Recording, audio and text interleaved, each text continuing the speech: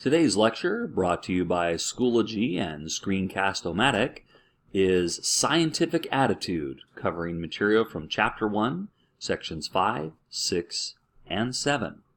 Like our other lectures, this is a fill-in, and the words that you're filling in are underlined in pink.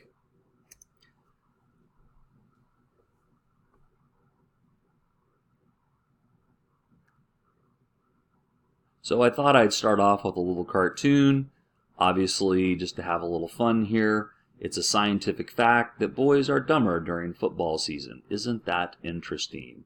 So a little experiment was conducted, and the young man gave up the seat and the remote control.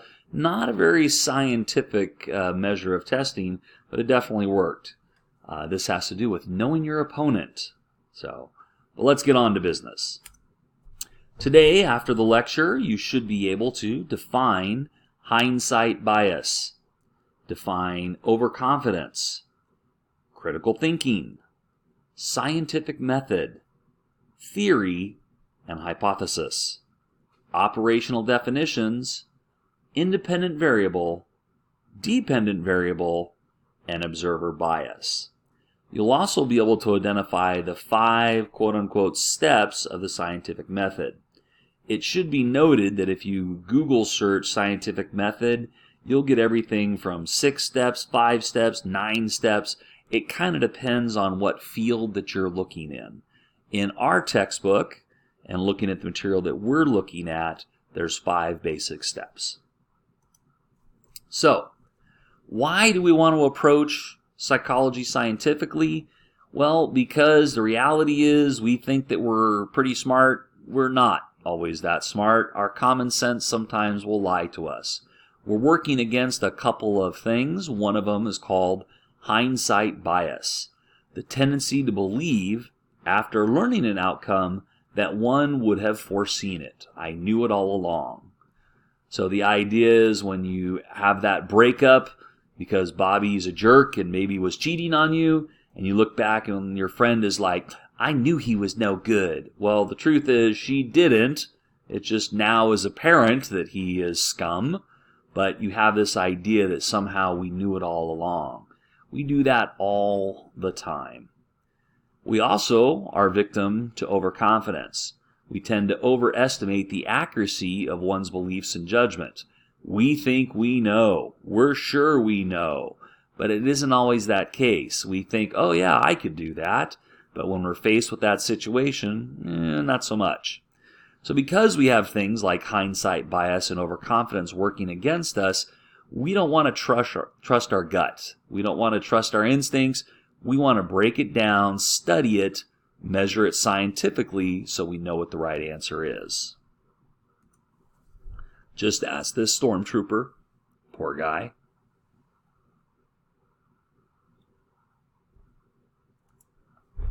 So, what helps us have a scientific attitude? Well, skepticism is one part, the idea that we're willing to question things. We don't accept things blindly. We don't just because, hey, someone said it, it has to be true. We're going to dig into it a little bit. We're going to ask questions. It's also important to remain humble, have a sense of humility, and acknowledge we don't know everything. I don't know everything. If you don't believe me, ask my wife. She'll confirm it. We also need to approach things by using critical thinking. Thinking that does not blindly accept arguments and conclusions. Rather, it examines assumptions, discerns hidden values, evaluates evidence, and assesses conclusions. This is the attitude we need to have when exploring these topics. The scientific method is a system of gathering data so that bias and error in measurement are reduced. You can't completely eliminate bias and error, but you can knock it way back so that your results become what we'll later describe as statistically significant. It means they're close enough that we know we can count on it. We're going to develop theories and explanation using an integrated set of principles that organizes observations and predicts behaviors or events. You remember, because you're smart, successful students, one of the goals of studying psychology is to be able to predict events and behaviors. That way we could potentially influence and maybe even control. So let's look at the steps. The first step is to perceive the question. What is it that we're trying to answer? The second step is to develop a hypothesis. A hypothesis is a testable prediction. So if our question is, who's faster, Flash or Superman? That's a great question. The problem is, we can't really test that. Okay, some of you are going to argue with me on this. Wasn't there a scene in the end of Justice League? And my response to that is, you watched the end of Justice League? Just kidding. The idea here is, again, we need something measurable, testable, so we can see if our answer is correct. So we develop an experiment, a controlled test that allows us to test the hypothesis. When we're developing an experiment, one of the important things is we're developing operational definitions, a statement of the procedures used to define the research variables. In other words, we want to be very clear on what it is we're looking at so other people can come by and replicate it. You don't want to say things like, well, we added Kool-Aid to the mix. Well, how much Kool-Aid? What flavor? How many times did you stir it? If you ever had Mr. Kaplan as a science teacher, he does a great lab where he has you write out the instructions to make a peanut butter and jelly sandwich. I was watching him one time. The instruction was to open the jar of peanut butter. So he took the jar and threw it down at the ground until it broke. Technically, he opened the jar of peanut butter. I would not recommend doing that. So again, we need to be precise with our operational definitions so that someone else can come along and follow in our same footsteps, replicate it to see if our research is valid. Variables, things that can change in the experiment. It can change the way it's measured, observed, and verified. There are two types of variables that we look at in psychology experiments. One is the independent variable. That's the factor that's being manipulated, the variable whose effect is being studied. That's the thing that we're changing to see what happens when we change it.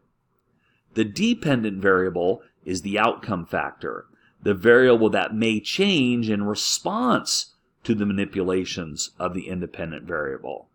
I want to see how far this slingshot will go. How far it goes is the dependent variable. The independent variable is how much elastic tubing I use on my slingshot. I can change that and see how far it goes. At the end of our experiment, we have our results and conclusions. We want to gather objective data and draw conclusions based on the data. One of the things we have to be careful of, observer bias. That's the tendency of observers to see what they expect to see.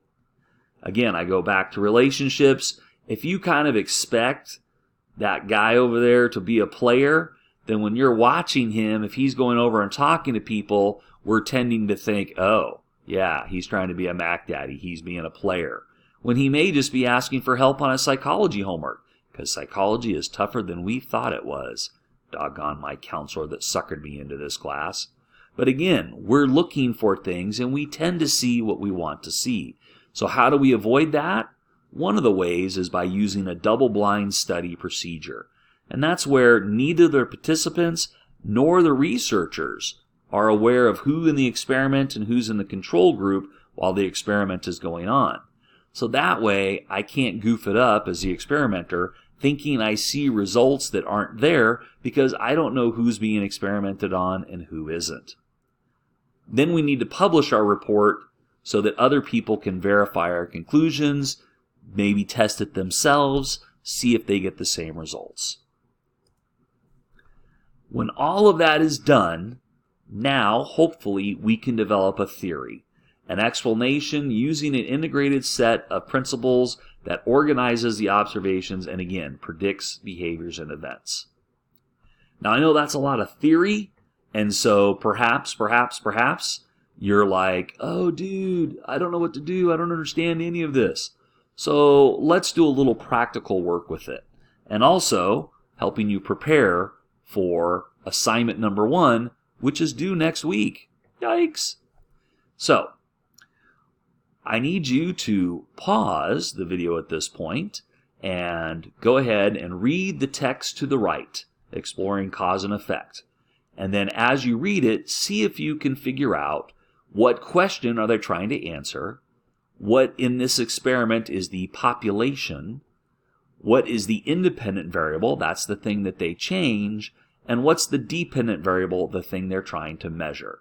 So take a moment, pause, read it, and do those questions. Okay, so hopefully you read it and you had a chance to answer those questions. Now let's see how you did.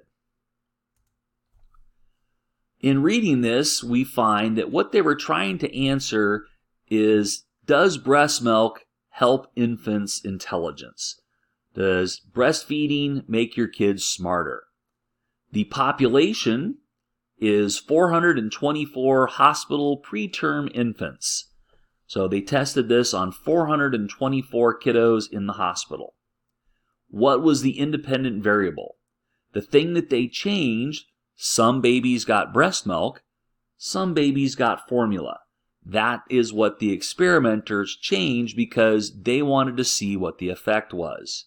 And the dependent variable was the scores on the intelligence test. They gave these kids an intelligence test at age 8 and basically kept track of which one of the ones had breast milk and which of the infants had had formula. And depending on which one they had, we saw a difference in the intelligence scores. And as this says, people that were breastfed ended up having higher intelligence tests. Now, do not run home and say, oh no, my mom didn't breastfeed me, I had formula, that means I'm not smart. This is one experiment looking at one thing, and there's other factors out there, so don't panic, okay?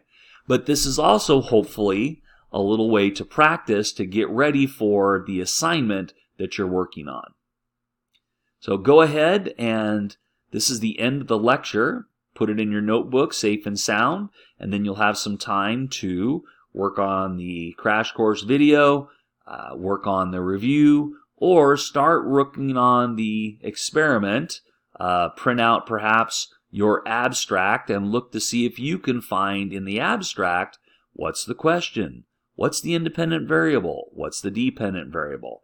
And we'll talk more about these when I get back tomorrow. Have a great day.